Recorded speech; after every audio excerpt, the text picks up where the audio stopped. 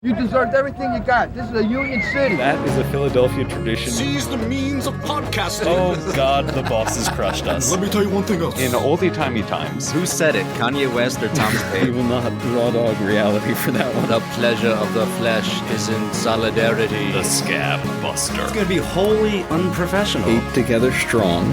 Let that be your mantra. You know how all public school teachers are liberal, commie, pinko fascists? Yes, mine were. Yeah.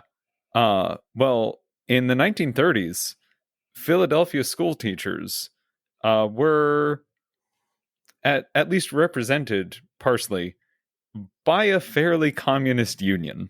Okay, So we're going to talk about that. we're gonna talk about what? The Philadelphia Federation of Teachers, Local 192.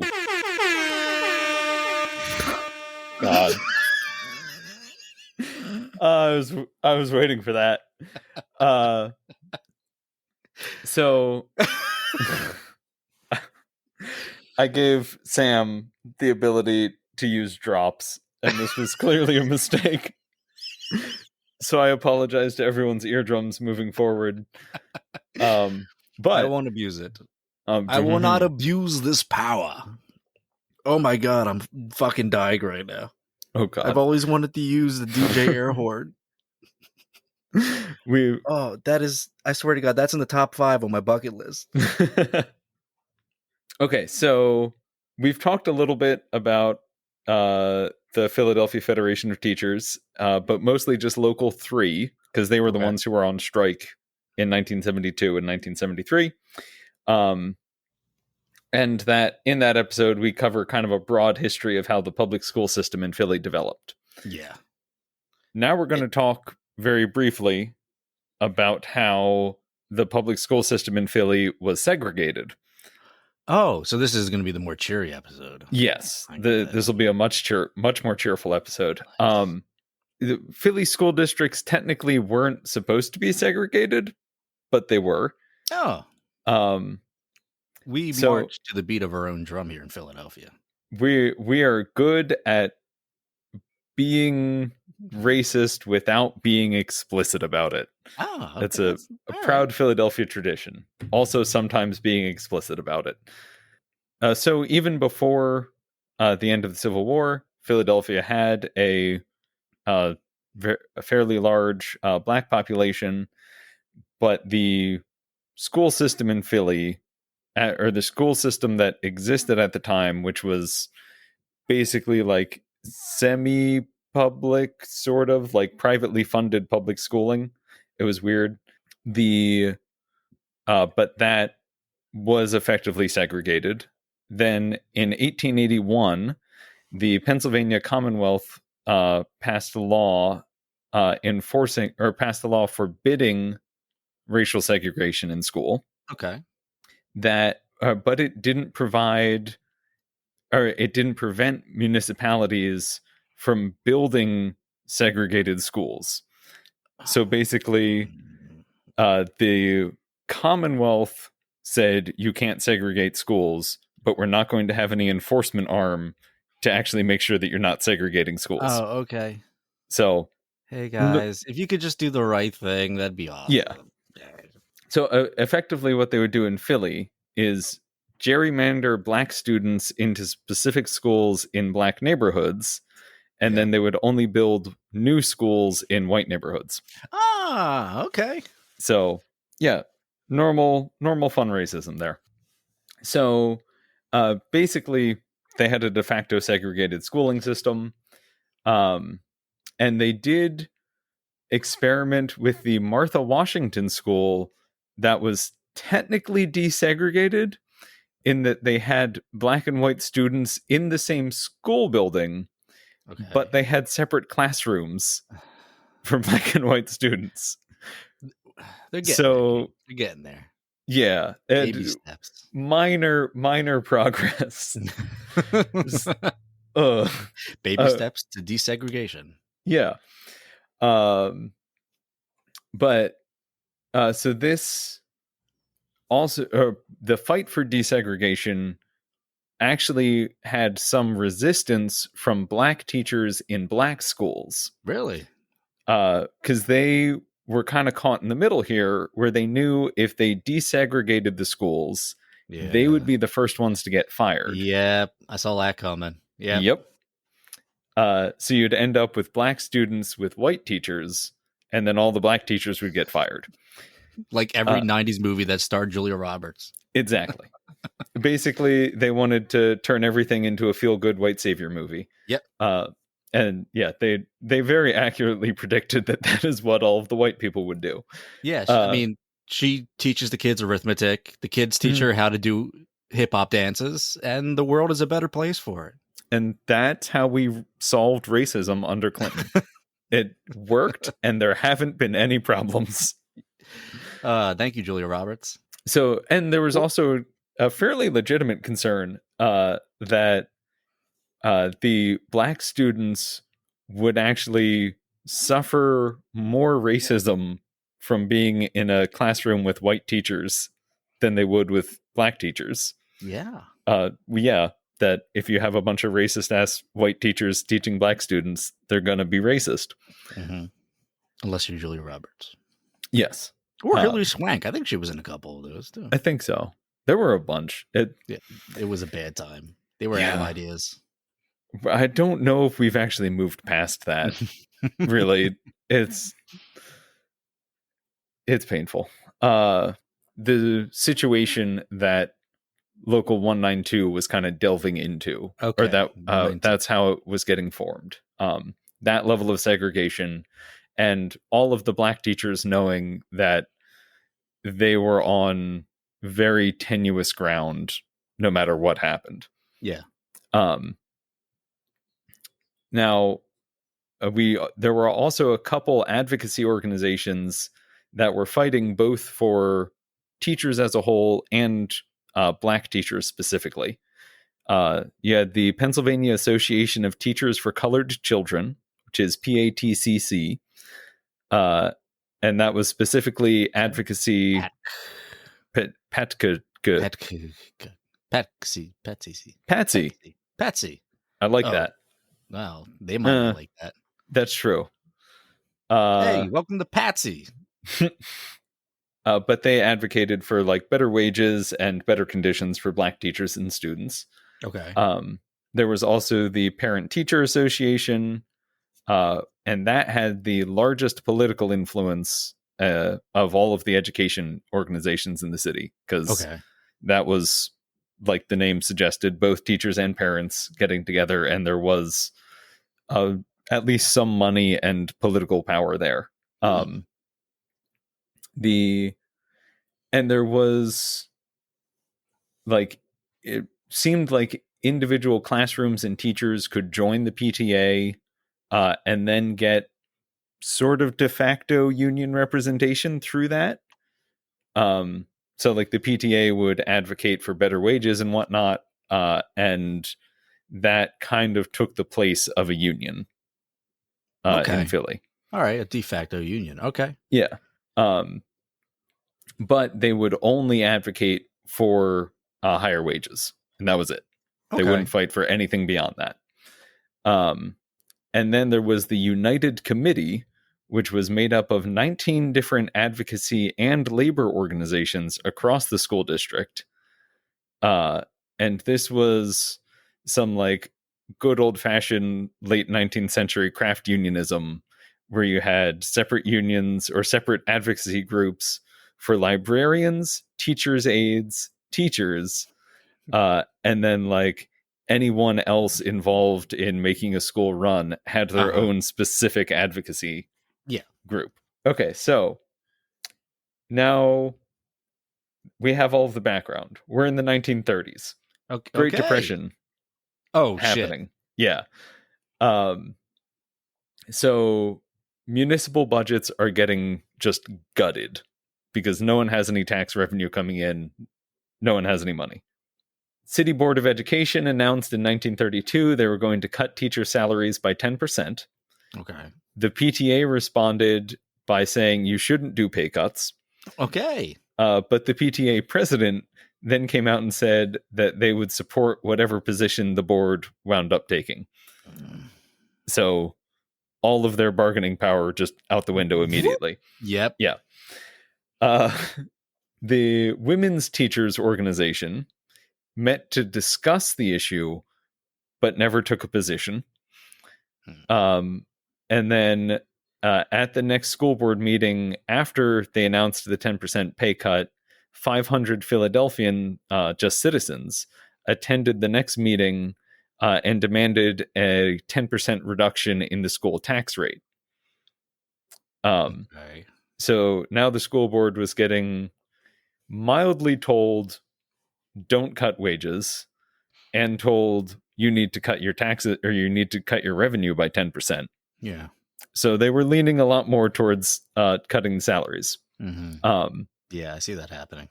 Yeah. So they cut wages by 10%, which brought it down to a level lower than basically any other comparable city in the country. Really? Then we also get into the normal weird shit with Philadelphia School District in that even though the Board of Education can make suggestions on teacher salaries were still decided upon by the state and state legislation. It's a great country. Yeah, Philly school districts have always been fucking weird and have had Harrisburg has always had a weird amount of control over this city. 9 teachers in the Philadelphia School District finally said, we're going to fucking do something about this. All right. So they called the American Federation of Teachers and said, hey, we want to form a union. The American Federation of Teachers said, okay, we'll get back to you. Okay. They responded saying, hey, you already have a union. And the 9 teachers were like, what? And it turns out that in 1925, 5 teachers charted American Federation of Teachers Local 192. Hey, there they are. And then did nothing with it. Oh. So those 9 teachers got in touch with Henry Hetzel. So he was one of the guys who initially organized AFT Local 192 and then did fuck all with it for 7 years. But they got in touch with him and were like, hey, we should do something with this union. And he agreed. So they started to advertise the union's goals and tell other people that, hey, this exists, you should join it. Mm-hmm. And it started to grow slowly. All right. And in February 1934, they adopted a constitution and started to plan for the 34 to 35 school year when they wanted to actually recruit teachers and really start growing. So part of this push was to publish a 16-page magazine called The Philadelphia Teacher, which expanded on or gave info on the union, its goals, and then gave political commentary on political activity within the city, and then also just general professional advice for teachers. So overall, pretty useful. Yeah. And then the union itself had within that new constitution, they were pretty explicitly they were pretty explicitly committed to anti-racism, educational equality, and then the normal bread and butter issues, pay, conditions, and hours. Yeah. And a lot of that was because of the crazy assortment of people that made up this union. And this is what I really want to talk about is the people in this union were kind of cool, and it's crazy how radical the Philadelphia school district or the teachers. Yeah. The teachers. Yeah. Philly school teachers have always been pretty cool. The district has always been shit. Okay, so the first president was Professor Jesse Holmes, who was a socialist Quaker philosophy professor from Swarthmore College. Holy shit. Uh-huh. That guy can probably talk your ears off. Yeah. So he assumed the role of president of the union while also making an unsuccessful bid for governor of Pennsylvania on the socialist ticket. How'd that work out? Yeah, he lost. But he was very well known for his anti-racist rhetoric and his activism. Okay. The union's vice president was Arthur Huff Fawcett, who was a school principal. And we should point out that this is before the National Labor Relations Act, so there weren't as strict rules as to who could be in a union or not. Okay. So that's why you got a principal in a teachers union. All right. So Fawcett was the chairman of the Philadelphia affiliate of the National Negro Congress. He also co-edited and published a black literary magazine called Black Opals, which was basically an offshoot of the Harlem Renaissance. And basically followed very similar approaches to the kind of black radical movement in New York City at the time. Yeah. His sister, Jessie, was the literary editor of the NAACP's periodical The Crisis, and his wife, Crystal Bird Fawcett, was the first black woman to be elected to state legislature in the U.S. When she was elected to the Pennsylvania legislature in 1938. Oh, damn. Okay. Yeah. So the Fawcett family was fucking cool. For a name like Fawcett, they do a lot of running. It's a Fawcett. Oh, God. Okay, so next up, we have a nice little librarian named Mary Foley Grossman. So she was another dedicated anti-racist and was deeply committed to equal education. Okay. She spent 2 years as Local 192's legislative representative, then served as its second president, and then briefly as the vice president of the AFT. So the international. Yeah. So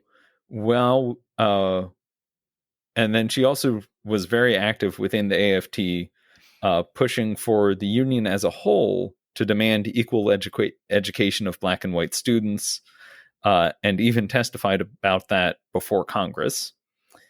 And even within the AFT as the international, which was like relatively progressive as unions in the 30s went. Okay. Desegregation and equal education was still the radical position within the AFT. But she laid the groundwork for a lot of the school desegregation work that the union did later. There was also an interview, I think, of her grandson, who talked about how she would always tell stories from her youth, and she would always point out that whenever she was out protesting or picketing, she would put her signs on a 2x4 so that when the fascists showed up, you could drop the sign on their heads.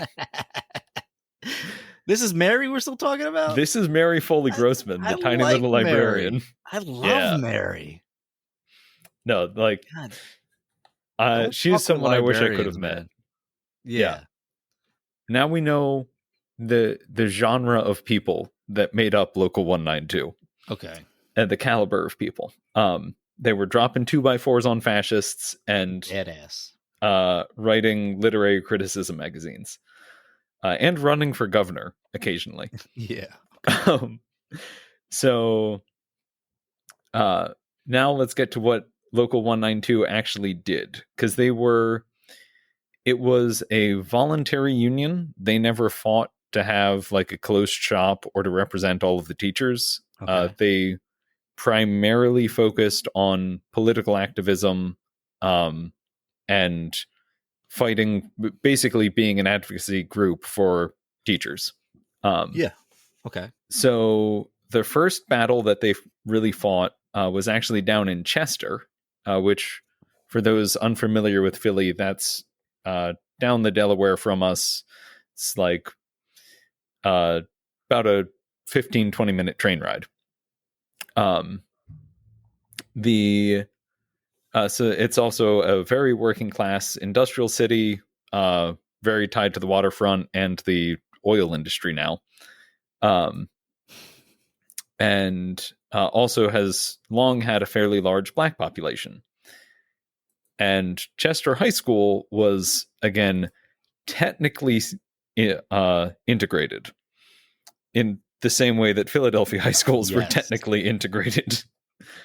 So the parents of a 16-year-old black girl named Maureen Mary tried to enroll their daughter in this school in Chester High School. The local Board of Education denied them, instead saying that she should attend the overcrowded, underfunded, but all black Frederick Douglass High School.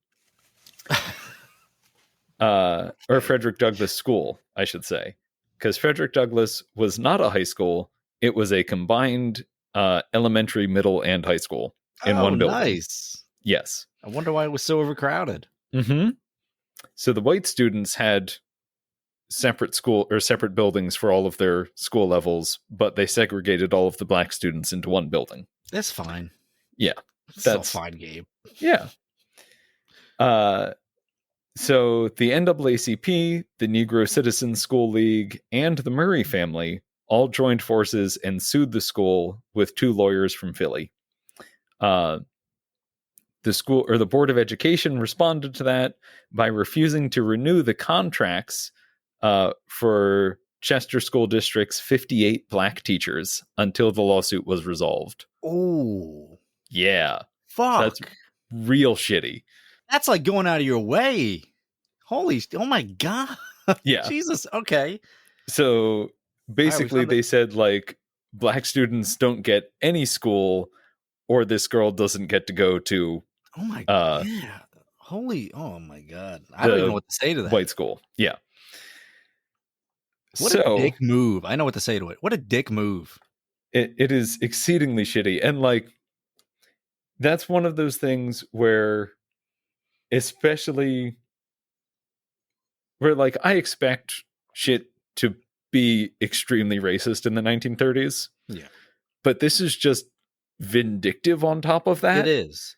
And that surprised me to a certain extent. Okay, so now Local 192 said, hey, now wait a minute, that's real fucked up. Okay, valid. Yeah. Because not only were teachers' livelihoods being threatened by the Board of Education, but it was pretty explicit that the Board of Education was doing that explicitly to be racist.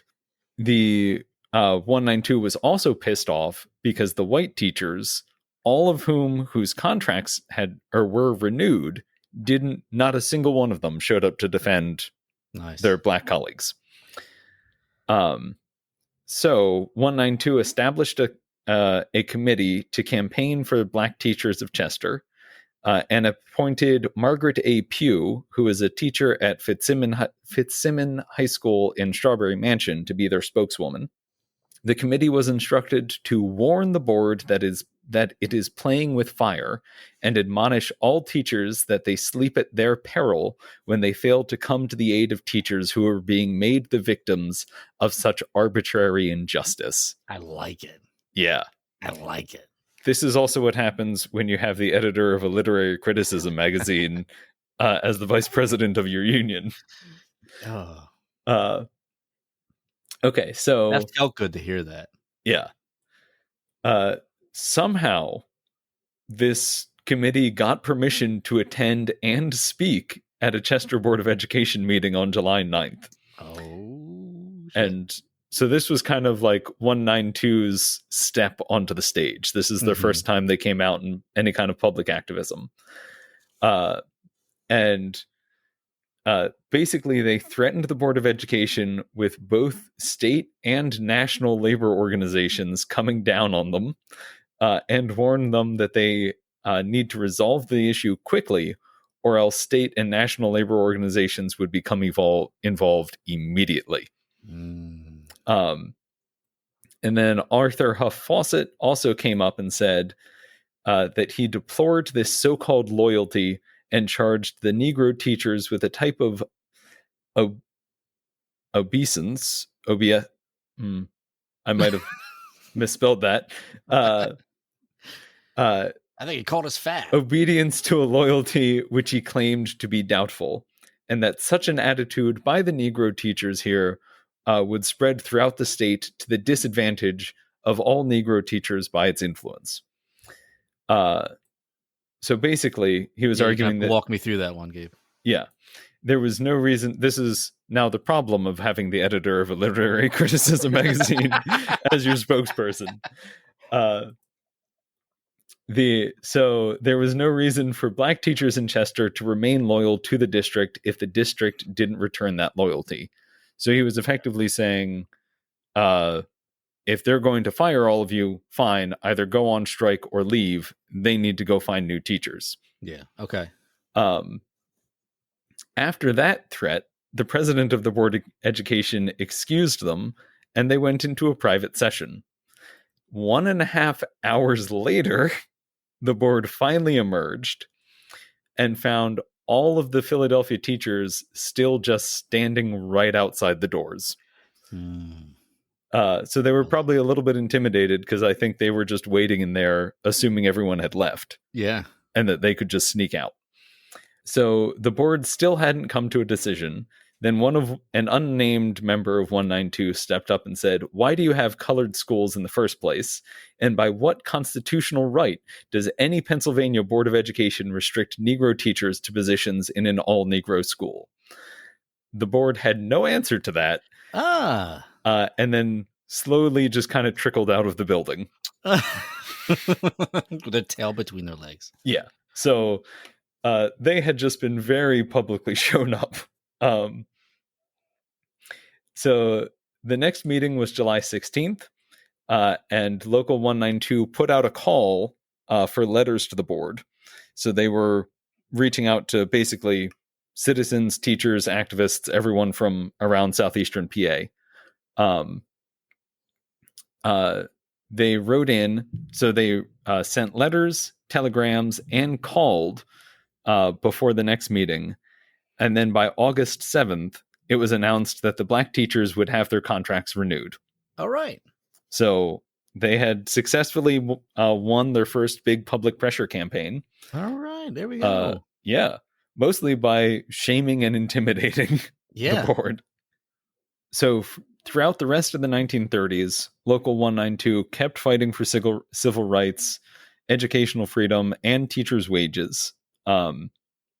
They defended Winslow Hollett, who was a union organizer, unemployed league organizer, and communist philosophy professor up at Cedar Crest College in Allentown.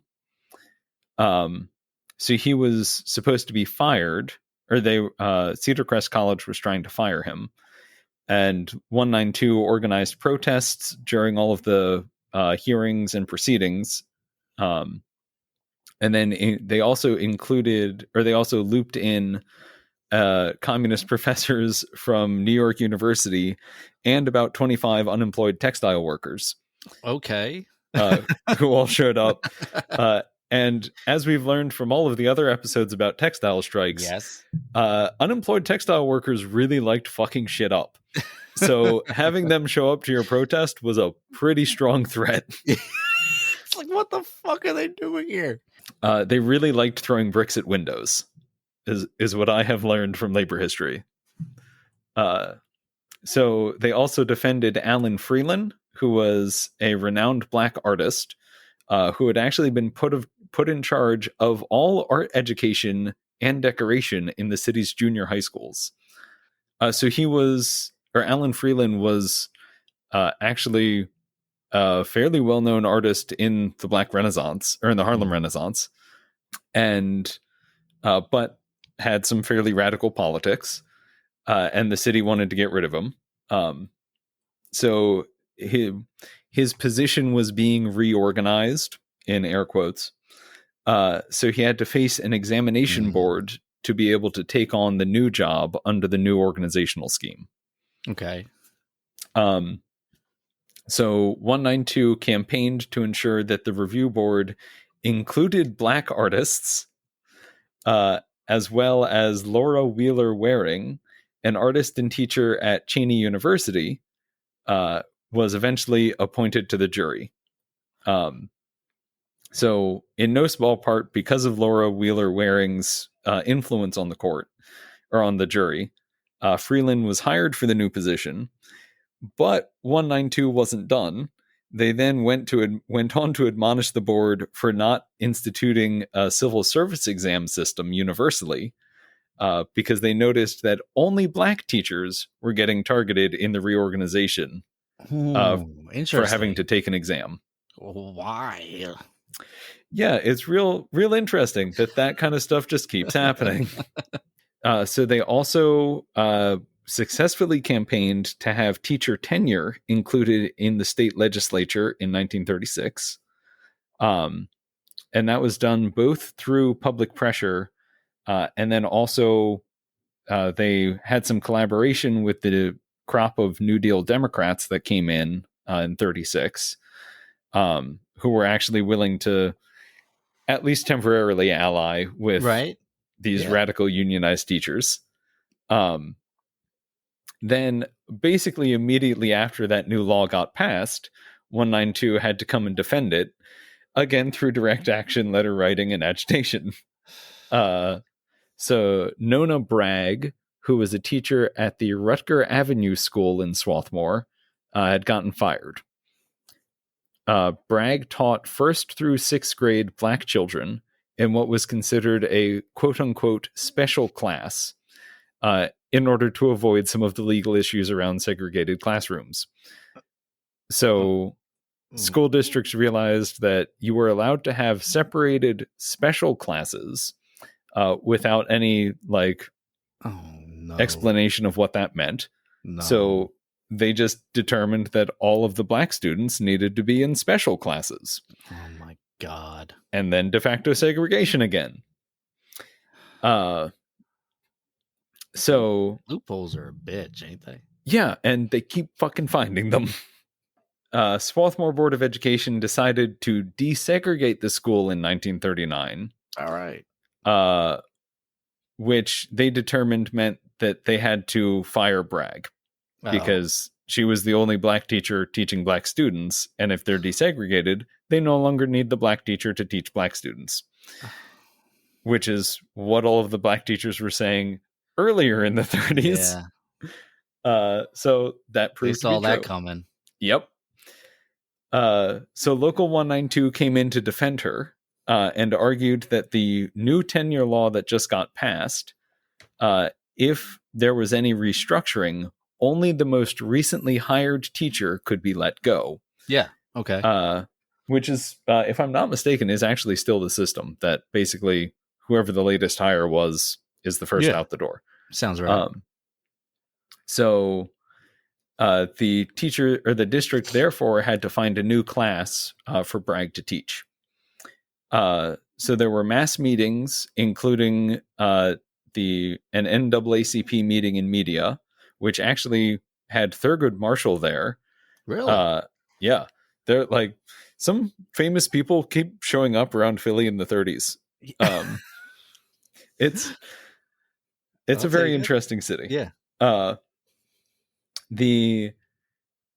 So these both the mass meetings and the NAACP meeting failed and didn't move the school board. So Bragg sued the district.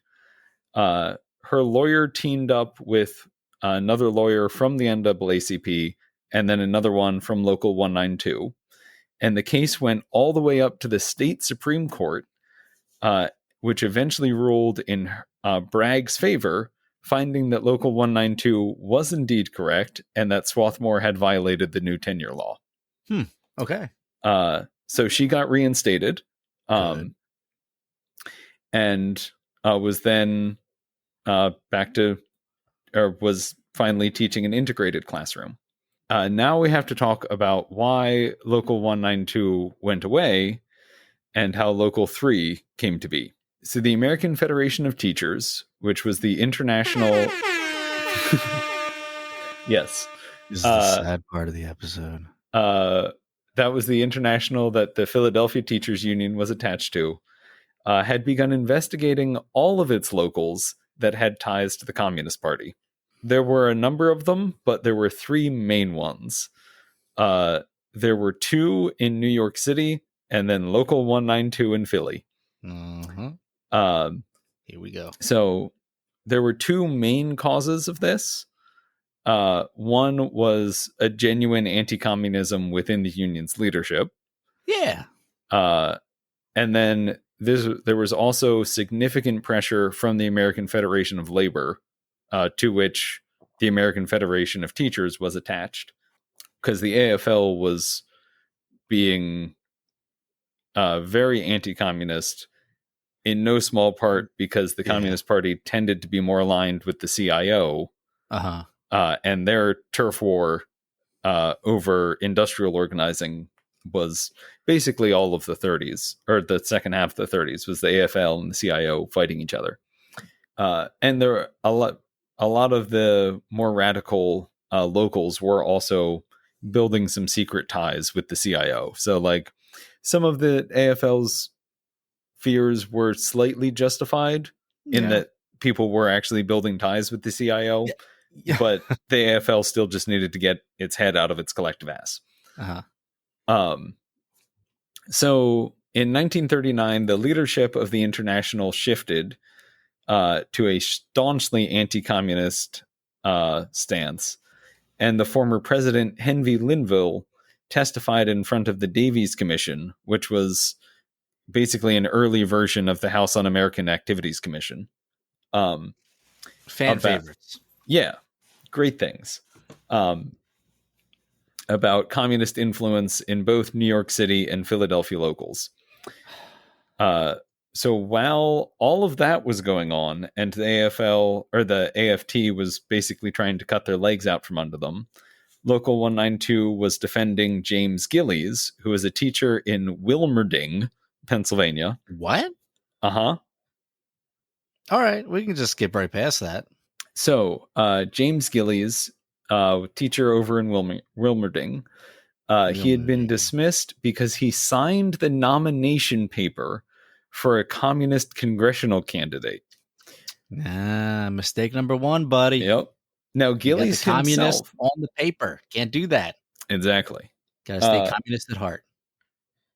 Now, Gillies himself was a registered Democrat, was not a member of the CPUSA. Oh, okay. And the only reason he supported his the communist candidate was because they were old friends. Oh. So all he did was like, yeah, I'll sign the nomination paperwork so that you can get on the ballot. Ah, okay. And that was it. So that case went to the state Supreme Court, which finally ruled in Gillies' favor in 1942. But over the 3 years between the start of that and the final ruling, the AFT had really cracked down on the three communist unions, or the three communist locals. In February 1941, the AFT announced that members would vote on whether to oust the communist locals and revoke their charter. And at the same time, Pennsylvania state legislature introduced bills to remove communists and communist sympathizers from teaching positions. So in June 1941, the AFT officially stripped Local 192 of its charter. Oh, God. Now, it continued to operate as a fully independent union for a year. Then in 1943, became Local 556 of the CIO, and continued as Local 556 until it was crushed by the House Un-American Activities Committee in the 1950s. Yeah. Wow. So after... That's one way to go. Yep. After that got destroyed, most of the union membership moved over to AFT Local 3, which still represents Philly to this day, or Philly school teachers to this day. With slightly less communists, I'm guessing. Yes, at least in leadership positions. At least on paper. Yeah. I don't think any of them are signing nomination paperwork anymore. They've learned that lesson. But yeah, so that was the roughly 7-ish year period when Philadelphia had an openly communist or at least radical, because really they were getting slandered as communists, but there was a wide array of random radical party affiliations within the union. You can call any radical group communist, especially back then. Oh yeah, and get away with it, especially when it started coming up to the 50s. You can blacklist anybody just by calling them communist. And God, you got everything in this. You got communism, you got racism, all the hits. Yep, all the hits, Gabe. Yep. Little old Mary the librarian. That honestly, stumbling across her grandson's story is what made me want to research Local 192. Because any union that she was the president of must have been fucking cool. Yeah, right. That was Local 192, and how it unfortunately got destroyed, but brief little periods of cool shit. The flame that burns hottest is the one that something or other rules at 3, baby. Woo!